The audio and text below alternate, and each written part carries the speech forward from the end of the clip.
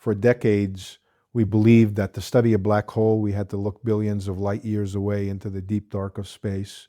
We thought they were cosmic monsters completely out of our reach. But if you understand the equations of general relativity, you realize that a black hole isn't defined by its stellar mass.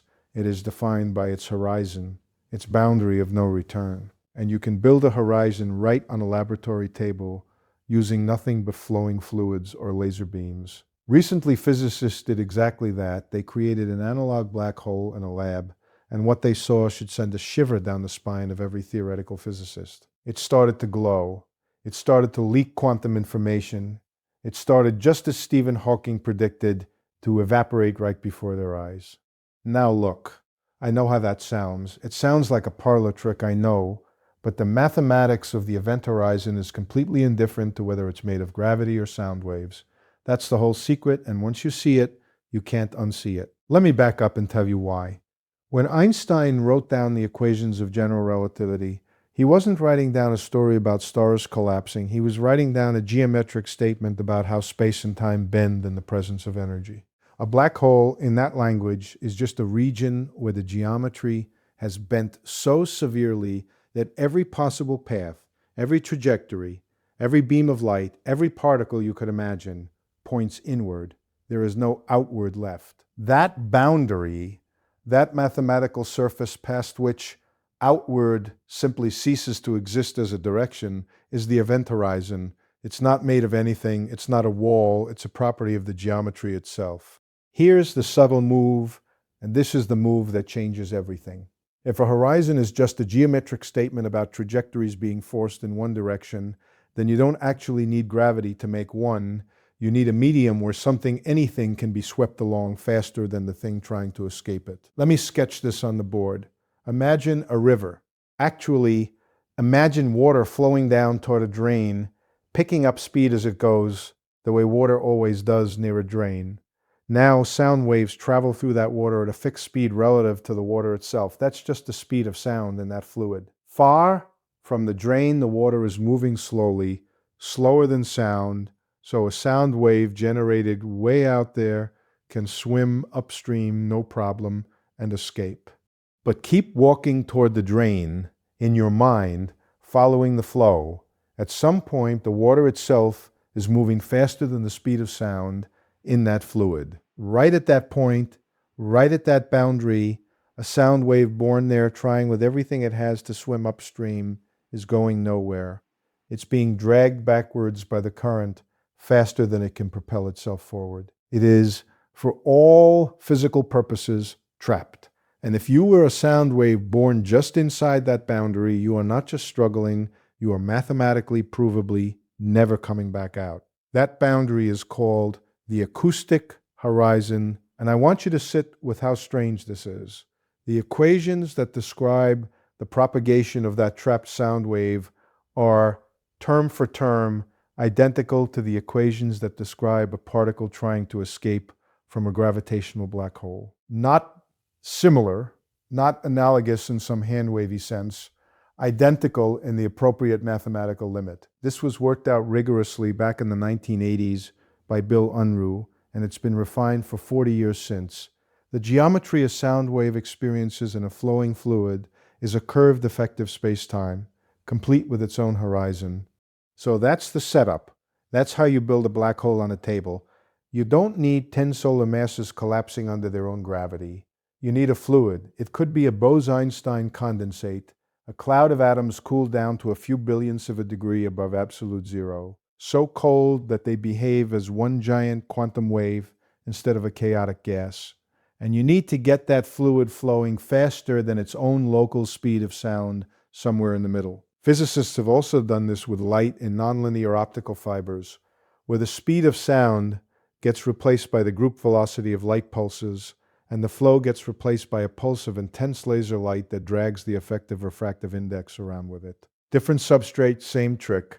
Build a region where the local propagation speed of some wave is outrun by the medium carrying it, and you have manufactured, in miniature, on a table in a basement laboratory, an event horizon. Now, let's be very precise here, because I don't want you to walk away thinking this is just a cute mechanical curiosity. If it were only a classical trick, if a sound wave gets trapped and that's the end of the story, it wouldn't be worth 40 years of some of the best minds in theoretical physics obsessing over it. The reason this matters, the reason this is genuinely one of the most important experimental programs in gravitational physics right now, is because of what happens when you take quantum mechanics seriously in that trapped flowing medium. And this is where the real story begins.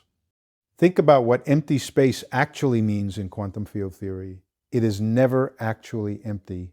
Even the vacuum, the true, honest-to-goodness ground state with nothing in it, is a boiling, roiling sea of quantum fluctuations. Pairs of virtual particles are constantly popping into existence and annihilating each other again, borrowing energy from nothing for an instant, as permitted by the uncertainty principle, and then paying it back before anyone can catch them in the act. This isn't speculation, this is measured. The Casimir effect, the Lamb shift, these are direct experimental fingerprints of that vacuum churn. It's real and it's happening everywhere all the time, including inside your flowing fluid. But here is where the quantum mechanics gets truly bizarre. Imagine one of those virtual pairs pops into existence, exactly straddling the horizon. One partner is born just outside the boundary in the region where escape is still possible. The other partner is born just inside in the region of no return. Normally, these two partners would find each other again within an instant and annihilate, paying back their borrowed energy, and nobody outside would ever know it happened. But if the horizon splits them at the moment of birth, if one is yanked inexorably inward by the flow while the other is free to drift outward, they can never recollide. They are physically severed by the geometry itself. The particle that falls in carries negative energy as measured relative to the observer outside, and it lowers the total energy of the black hole ever so slightly. The particle that escapes carries positive energy out into the world, and to a detector sitting outside, waiting patiently, it looks exactly like a real particle. Not virtual, real. It looks like thermal radiation glowing steadily off the horizon, indifferent to whatever fell in to produce it, indifferent to the details, characterized only by a single number, a temperature. That is Hawking radiation. That's the whole mechanism, in its bones. And the extraordinary thing, the thing that took decades to actually verify, because you cannot walk up to an astrophysical black hole with a photon detector and wait 1 billion years for a signal in a background of everything else in the universe, is that this exact process has now been caught cleanly on a laboratory bench. In these acoustic black hole experiments, researchers cool their atoms down, get the flow supersonic across a controlled region, and then they go looking for correlated pairs of phonons, quantized units of sound, straddling the horizon. One phonon inside the trapped region, one phonon just outside, correlated with each other in exactly the pattern quantum entanglement predicts, and appearing spontaneously with no external sound waves sent in to produce them. That correlation is the signature. That is the fingerprint of spontaneous particle creation at a horizon, and it has now been measured statistically with real data in a real lab multiple times by multiple independent groups. The point is actually quite subtle, and I want to be careful here, because skeptics will rightly ask, how do you know this isn't just ordinary thermal noise, ordinary heat rattling around in the apparatus? The answer is the entanglement signature itself. Ordinary thermal noise doesn't produce quantum correlated pairs with the specific statistical structure predicted by the Hawking calculation. What they measured has that structure. It has the shape of mundane heat. Now, let's look at the chalkboard and follow this a little further, because there's a deeper prize hiding behind the glow. If a black hole is emitting radiation, if it's leaking energy out into the world at a steady thermal rate, then over time it is losing mass. It is evaporating.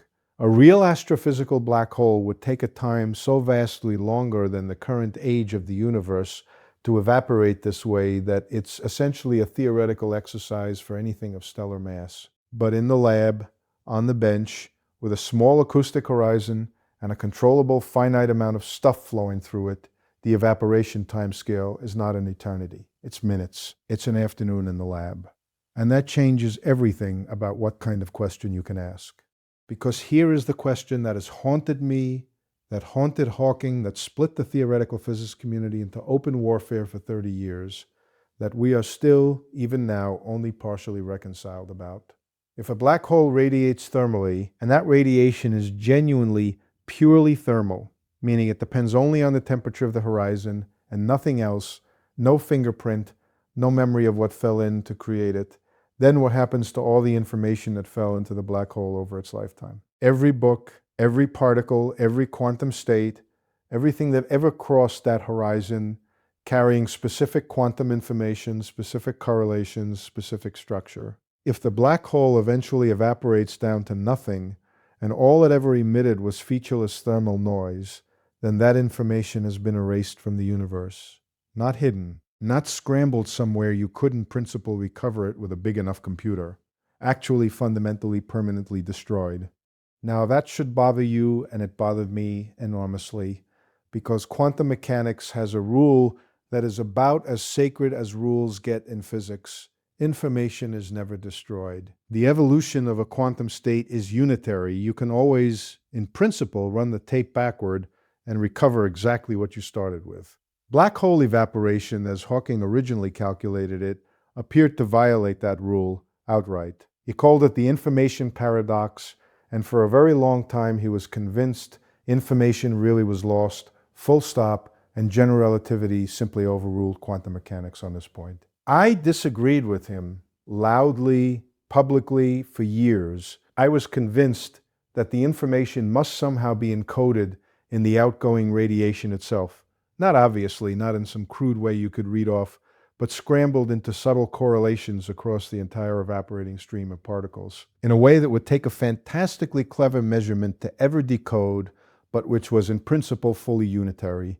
Hawking eventually conceded the point publicly at a conference in Dublin in 2004, and paid off a bet with a baseball encyclopedia. But conceding the point in a debate is not the same as proving the mechanism, and to this day, the exact way information threads its way back out through the radiation of a real black hole is one of the deepest open problems there is. It connects directly to the holographic principle, the idea that all the physics happening inside a volume of space can be fully encoded on that volume's boundary, like the black hole itself is a hologram of information stored on its own horizon. And this is exactly why the lab experiments matter so much more than they might look at first glance. In a real black hole, you cannot go back and check. You cannot capture every photon that ever came out, correlate it against every photon, and ask the computer to solve for what fell in. It's hopeless, both because of the astronomical distances involved and because of the astronomical timescales involved. But in an acoustic black hole on a bench, you have something close to a controlled sandbox. You know exactly what you put into the fluid. You can, with enough ingenuity, track the correlated phonon pairs as they're emitted over the entire evaporation process. You can ask directly, with real measured data, does the pattern of correlations across the full emission carry the imprint of everything that fell in, the way unitarity demands, or does it look like Hawking's original featureless thermal picture with no memory at all? That is an experimentally answerable question now in a way it simply was not 20 years ago. We are not there yet. The current generation of experiments has confirmed the existence of the thermal entangled emission itself, which is already a monumental achievement, verifying a prediction that stood untested for 4 decades. The next generation of these experiments is specifically being designed to hunt for the subtle, late-time correlations that would settle the information question empirically in a laboratory on a time scale of months, rather than the heat death of the universe. I want to pause here and just let that sink in, because I don't think people fully appreciate what a strange inversion this is. We used to think the only way to test ideas about quantum gravity was to wait for nature to hand us an extreme enough environment, a real black hole, a real singularity, conditions we could never dream of reproducing, and just observe passively from a safe distance of a few billion light years, with instruments straining at the very edge of what's detectable. And now, because the mathematics of a horizon doesn't actually care what medium it's built from, we have flipped that completely. We build the horizon, we choose the flow rate, we choose the temperature, we choose exactly when to turn the apparatus on and exactly when to start collecting data. The tyranny of astronomical distance and geological time has been replaced by an afternoon in a cold atom lab with a laser and a very good vacuum chamber. Now, I don't want to overstate this because it would be intellectually dishonest, and precision matters more here than almost anywhere else in physics. An acoustic black hole is not gravitationally curving space-time. It is not bending the actual fabric of the universe the way a real collapsed star does. What it reproduces is the effective geometry experienced by excitations within that fluid. The sound waves, in this case, live in a curved effective space-time. But the atoms themselves are still sitting in flat, ordinary laboratory space. So there are real serious limits to how far the analogy extends, and thoughtful people in this field debate constantly about exactly which pieces of black hole physics survive the translation and which pieces are artifacts of the specific medium chosen. But the piece that has now been experimentally nailed down, the thermal entangled particle creation at a horizon, precisely as Hawking's calculation demanded, that piece transfers over with stunning fidelity, because that piece never actually depended on gravity being the specific mechanism doing the curving. It only depended on there being a horizon at all, a one-way boundary in some effective geometry, full stop. That's the subtlety, and that's why it works. So where does this leave us? It leaves us, I think, at one of the more remarkable convergences in the history of this field: observational astrophysics, quantum information theory, condensed matter physics, and the mathematics of curved space-time, all bearing down on the same set of questions from completely different directions and increasingly agreeing with each other. The Event Horizon Telescope gave us an actual photograph of a shadow cast by a real horizon light years away. Gravitational wave detectors have listened to real black holes colliding and ringing like a bell, exactly as general relativity predicts. And now on a bench in a basement with lasers and ultracold atoms, we're listening to a completely different kind of horizon do the exact same quantum trick that Hawking wrote down in 1974 with nothing but a pencil and a piece of paper, working entirely from principle, with no experiment in sight to guide him. That a calculation done that way, that far ahead of any possible test, is now being confirmed, phonon by entangled phonon, on a tabletop. That is one of the great vindications of theoretical reasoning in the history of physics. And here's the thing that keeps me up at night, in the good way, the way physics is supposed to keep you up. If we can build a horizon and watch it glow and watch it evaporate, and eventually, soon I think, within our working lifetimes, read the information back out of the radiation and confirm empirically that unitarity survives evaporation, then we will have done something extraordinary. We will have taken the single deepest, strangest conflict between quantum mechanics and general relativity, a conflict that lives at the very heart of the search for a theory of quantum gravity, and dragged it down from the realm of pure abstraction into something you can point a laser at. Not a thought experiment, not a philosophical puzzle debated over blackboards and journal articles for half a century, a measurement, a number on a printout, that puddle of ultracold atoms on the table glowing faintly with phonons nobody put there, evaporating in real time in front of two very patient graduate students. That puddle might be the closest thing we currently have to a genuine window into how the universe reconciles gravity with the quantum world. And if that's true, then understanding a small trapped current of sound in a cloud of atoms, colder than deep space, might quite literally be a stepping stone toward understanding everything.